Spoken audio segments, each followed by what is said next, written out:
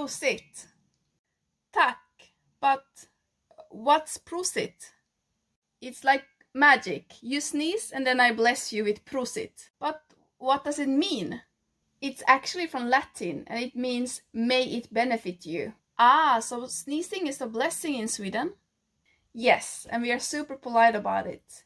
If you sneeze one time, we say Prosit. Then if you sneeze again, we say Prosit again. Even if you sneeze 3 or 4 times, there will still be a Prosit at the end. So remember to say Prosit when you hear someone sneeze in Sweden. You will sound like a local.